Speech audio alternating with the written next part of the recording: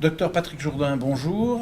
Je vous ai demandé de venir devant notre caméra pour répondre à quelques questions à la suite d'un symposium particulièrement intéressant sur la télémédecine. D'abord, un cardiologue au milieu des diabétologues, expliquez-nous ce que vous faites là. J'ai la chance de m'occuper de patients de cardiologie atteints de maladies chroniques et donc j'ai beaucoup à faire avec les diabétologues qui m'ont beaucoup appris. C'était d'ailleurs mon premier semestre d'externat, c'était de la diabéto. Et j'ai également contribué à l'écriture du cahier des charges avec les différentes sociétés savantes de diabétologie et en particulier celui sur télémédecine et diabète. Et là, ce symposium a fait le point sur télémédecine. Est-ce qu'on... Comme ça, d'emblée, est-ce qu'on sait bien de quoi on parle quand on dit télémédecine? Alors effectivement, c'est un élément extrêmement important, parce que télémédecine dans les médias, c'est partout où il y a de l'information et il y a un vague docteur quelque part. En fait, la télémédecine a une définition très stricte. C'est bien sûr quand il y a de la distance entre le médecin et le patient, mais il y a une définition claire, c'est-à-dire que l'e-santé, c'est tout ce qui est mesure, que ce soit le patient qui l'utilise ou le médecin, mais surtout le patient. La télémédecine, qui a donc vocation à être remboursée par la collectivité, c'est une télémédecine qui implique un acte médical, forcément. Et donc, dedans, il y a quelques particularités. Il y a la téléconsultation qui permet d'aller consulter son médecin à distance. La téléexpertise qui est un élément clé, c'est apporter en fait une connaissance de médecine spécialisée à un collègue peut-être un peu moins aguerri. C'est quand le diabétologue donne un conseil à son ami cardiologue pour savoir comment prendre en charge ses patients. Et vice-versa. Et vice-versa. Et puis, il y a également ce qu'on appelle le télémonitoring ou télésuivi. Et ça, c'est le suivi d'indicateurs médicaux au domicile du patient avec un élément marqué CE. Mais c'est surtout lié à un élément clé qui est la réactivité médicale. Ce qui va faire marcher la télémédecine, c'est pas la technique, c'est d'abord l'humain. L'humain du côté du patient qui va l'utiliser et l'humain du côté du médecin qui va pouvoir réagir, adapter son plan de soins, adapter son traitement pour en fait avoir une médecine plus agile. Je vois d'ici les drapeaux qui vont se lever, les médecins qui vont dire oh là, non, encore un truc de plus, on est débordé. Il y a quand même des filtres. Tout à fait. Moi-même, dans ma clinique, on est tous qu'on croule sous les rendez-vous, etc. Mais moi, je dis toujours, l'impact de la télémédecine, c'est de changer la façon dont on va gérer cette médecine. Quand on voit un patient en consultation, l'important, c'est la valeur ajoutée qu'on va apporter. Si c'est juste pour refaire la même prescription, faire ce qu'a vu le médecin généraliste la veille, la semaine d'avant, finalement, quelle est notre valeur ajoutée? Et donc, cette télémédecine, ça nous permet de dire, si je ne vois pas le patient, c'est qu'il est stable, son médecin le voit, ok, je sais, il n'est pas perdu de vue. Si j'ai besoin de voir ce patient, c'est vraiment parce qu'il est déstabilisé, qu'il y a quelque chose. Et donc, quelque part, ça nous remet au centre de l'élément en se disant, voilà, on va être là vraiment pour quelque chose d'utile. La question n'était pas anodine, c'est que dans l'organisation générale, il y a effectivement des filtres prévus pour éviter que les médecins soient submergés de requêtes inutiles. Ah, tout à fait. D'accord. C'est-à-dire qu'en fait, cet élément-là qui est clé, c'est pas uniquement de faire de la mesure, d'avoir des millions de mesures de glycémie qui suivent, mais d'avoir des algorithmes, soit automatisés, soit gérés par des infirmières, dans un protocole de coopération ou à travers un protocole écrit pour si c'est le prestataire qui s'en occupe, et qui permettent justement de trier les alertes, de façon à que le médecin n'ait pas à gérer de la donnée, mais qu'il gère de la réponse aux alertes. Encore une fois, on n'est pas dans de la téléalarme, mais il faut pouvoir en fait permettre d'avoir une télémédecine qui permet d'améliorer le quotidien du médecin. C'est-à-dire que ça doit être ergonomique, qu'il faut savoir si on est dérangé, pourquoi, et si on n'est pas dérangé, c'est que tout se passe bien. Alors, j'ai entendu, il me semble, à plusieurs reprises, la télémédecine, c'est aujourd'hui. Donc ça veut dire que ça a démarré, qu'il y a des équipes hospitalières ou des médecins libéraux qui sont déjà dedans. Est-ce que vous pouvez nous dire en deux mots où on en est aujourd'hui dans la mise en route de cette nouvelle façon de pratiquer la médecine? Eh bien, on sait maintenant que téléconsultation, téléexpertise, ça passe dans la nomenclature du droit général, comme la consultation normale. Donc on est un des premiers pays à le permettre dans le monde. Deuxième élément, la télésurveillance. On a maintenant 5 cahiers des charges qui sont en place, qui sont disponibles sur le site du ministère et qui permettent à tout un chacun de commencer. Alors, il y a toujours un peu d'inertie administrative, surtout dans les hôpitaux, mais on sait dès à présent que les solutions peuvent se référencer sur le site du ministère de la Santé. On sait que des cliniciens ont commencé déjà les facturations des patients. Ça veut dire qu'il y a véritablement un mouvement de fond, parce que la télémédecine, c'est à nous de la construire aujourd'hui.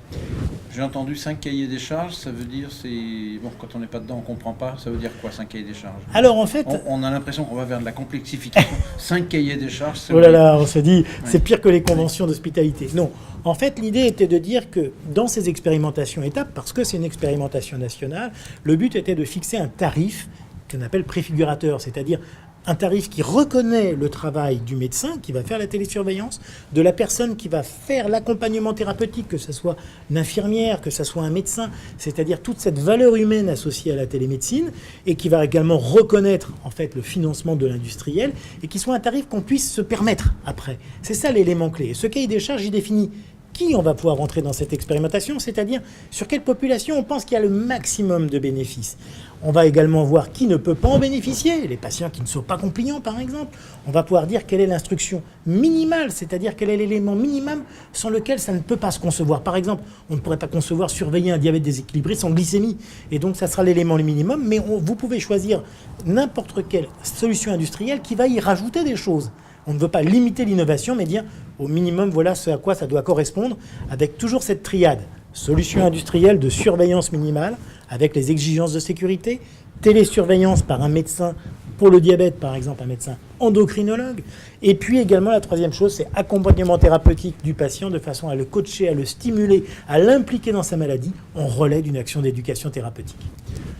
On a parlé, j'ai entendu que vous parliez d'industriels, donc apparemment dans l'installation de ce processus, les industriels ont un rôle important, et autant pour la pharmacologie, on a pu décrier le rôle des industriels. Comment ils se situent aujourd'hui par rapport à l'indépendance de la médecine et des médecins? Là, en l'occurrence, l'industriel a un rôle de fournisseur de solutions techniques.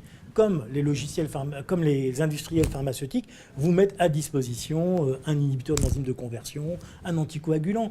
Et quelque part, la grande difficulté actuellement pour eux est de savoir quelle est la machine, la façon de faire la plus ergonomique. Donc c'est à nous de les stimuler et leur dire non, ça ne va pas. Au même titre qu'on pourrait dire pour un médicament, non, ça ne va pas. Et donc c'est à nous de faire remonter tous ces éléments-là. Mais là, il y a véritablement un choix pour le prescripteur en toute indépendance de la solution technique, parce que la solution technique est donc l'industriel. Il va utiliser des algorithmes d'alerte, il va utiliser une technologie, et cette technologie, comme c'est nous qui la prescrivons, elle nous engage. Et donc c'est véritablement un élément totalement indépendant. Le prescripteur est vraiment la clé de voûte de l'ensemble, l'industriel n'est que le fournisseur. On a parlé un petit peu de tarification. J'ai entendu dans votre présentation qu'il y avait des tarifications qui n'étaient pas encore tout à fait officiellement, qui étaient soumises à négociation.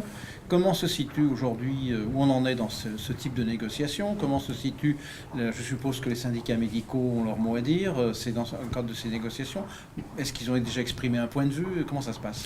Alors il y a deux éléments. Qu'est-ce qui est pris en charge? Qu'est-ce qui est pas? Voilà, alors il y a deux éléments. Pour l'instant, en fait, on va dire, pour ce qui est téléconsultation, téléexpertise, les cahiers des charges s'appliquent déjà. Il y a eu des cahiers des charges également dans ce cadre-là. Vous pouvez retrouver sur le site.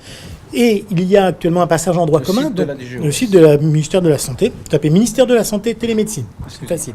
Et donc, en fait, ce qu'on va avoir dessus, c'est de se dire que là, il va y avoir un tarif. Et pour l'instant, comme ça passe dans le droit commun, il va y avoir une négociation conventionnelle, comme pour tous les actes, comme chaque année, de la même façon. Ça, on n'en parlera pas. C'est une discussion qui se fait en ce moment avec les syndicats, la CNAM. Par contre, pour ce qui est de la télésurveillance, dans le cadre des cahiers des charges de étapes, les tarifs sont tout à fait officiels. C'est des tarifs qui ont été négociés avec la Caisse nationale d'assurance maladie, avec les sociétés savantes. Tout ça a fait l'objet de discussions pour arriver à voir quel est le tarif préfigurateur. Ce tarif, il est clairement fixé en fonction de la difficulté ou de l'intensité du schéma insulinique pour le diabète. Les tarifs ne sont pas exactement les mêmes, surtout pour la solution industrielle. On va dire que pour le diabétologue, c'est en gros 110 € par semestre et par patient. Et puis, pour la personne qui fait l'accompagnement thérapeutique, qui peut être le même diabétologue, 60 € par semestre par patient. Et ce qui est un peu particulier, puisqu'en France, on dit toujours qu'on est un peu immobile, c'est que cette fois, il y a un incentive, c'est-à-dire que si on dépasse l'objectif de santé qui permet de dire que la télémédecine ne coûte rien, qui est la base un peu de ce qu'on vient de dire il y a quelques minutes, à ce moment-là, cet effort supplémentaire, ce gain supplémentaire, cette cagnotte, on pourrait dire, est réparti entre la puissance publique, mais également les médecins, également les infirmières, et l'industriel. Donc encore une fois, c'est un système vertueux qui vise à tirer vers le haut la prise en charge des patients. On appelle de nos voeux quand même une optimisation de l'analyse de toutes ces données, parce que dire que ça fait gagner de l'argent, ça va demander du temps. Et les médecins risquent d'être un petit peu déçus, d'attendre, non? En fait, si on regarde le système, tout va être basé sur une évaluation par le SNIRAM. Donc ça sera la vie réelle. C'est tout le système de santé, de cotation, de ce que vous rentrez avec votre feuille de soins électronique, savoir ce qu'a le patient, ce qu'il fait, ses hospitalisations. C'est un système national, c'est la plus grande base de données de santé au monde. plus gros que les États-Unis. Et donc, très clairement, là, le professionnel de santé n'a rien à faire pour l'évaluation. Et déjà, on va dire, à la base, dès qu'il a commencé le suivi de son patient, il a déjà son financement de base, qui est donc les 110 € par semestre. Voilà. Après, en l'occurrence, l'incentive, c'est un bonus. Mais c'est comme d'habitude, c'est comme quand vous faites vos impôts et que vous défiscalisez, vous n'avez pas le bonus tout de suite, vous l'avez après. Encore une fois, je pense que l'idée générale, c'est que nous restons des cliniciens. Notre but, c'est de bien traiter le patient. Je vais dire que le financement, ça permet pour la première fois de reconnaître l'accompagnement thérapeutique, de reconnaître que dans la télésurveillance du diabète, par exemple, où depuis des années, les diabétologues surveillent gratuitement des masses de courbes de glycémie, eh bien là, ils font un paiement, et que ce paiement n'est pas symbolique, c'est un véritable paiement. Donc c'est une véritable avancée. Alors on aimerait bien que ça soit plus large, mais il faut bien commencer quelque part. Je vais rebondir sur ce que vous dites, parce qu'il y a une des intervenantes qui a dit qu'effectivement, la télémédecine, la télésurveillance, on l'a fait au quotidien, sauvagement et non rétribué. Et donc, quelque part, ça ne peut être qu'un progrès. C'est un peu ça. C'est un peu l'idée. C'est-à-dire qu'au même titre que la téléexpertise, c'était le coup de fil à un ami. Donc, ce qui fait que quand vous étiez bon, vous étiez surchargé de coups de téléphone. Et qu'en cas de procès, vous vous souvenez ce que vous aviez dit par téléphone il y a 2 ans et que votre collègue a mal transcrit dans le cahier, c'était difficile. La téléexpertise vous garantit rémunération, reconnaissance et assurance. La télésurveillance, elle dit le temps que vous passez à surveiller à distance votre patient, et c'est nécessaire parce que c'est l'évolution sociétale. Elle est reconnue, elle vous garantit de la sécurité et elle vous garantit également une rémunération qui est bien sûr toujours en deçà de ce qu'on aimerait, mais qui permet en tout cas dans un ensemble et une enveloppe contrainte d'être tout sauf symbolique. C'est presque le mot de la fin. Est-ce que vous avez quelque chose à ajouter ? Mais que maintenant, j'allais dire, les barrières administratives sont levées. Il y a un financement, il y a un cadre. Ben maintenant, la télémédecine, elle sera ce qu'on en fera. À nous maintenant de dire, est-ce que je reste sur mes anciens acquis et puis je laisse les choses se diffuser et que je suivrai le wagon en marche après ? Ou de se dire, au contraire, je vais être un acteur dès à présent, je vais être proactif, je vais me battre pour avoir une solution qui soit bien pour tout le monde, mais également pour moi, le professionnel. Parce que celui qui a à faire les travaux, celui qui a sa responsabilité, c'est moi. Ça veut dire que la télémédecine, c'est aujourd'hui, mais c'est surtout vous et c'est nous. Je rappelle que sans représenter le ministère, vous êtes quand même impliqué dans tout ce qui est l'élaboration de ce système, et donc le message a des chances d'être un message entendu en haut lieu et là, précisément là où il faut. Mais le message qui doit être entendu, c'est il faut que les médecins rendent des patients en télémédecine, que ça marche pas, qu'on voit à quoi ça sert et surtout comment ça peut être pérennisé. Qu'on confirme à quoi ça sert, parce qu'on est convaincu que ça sert. Voilà. Merci beaucoup. Merci.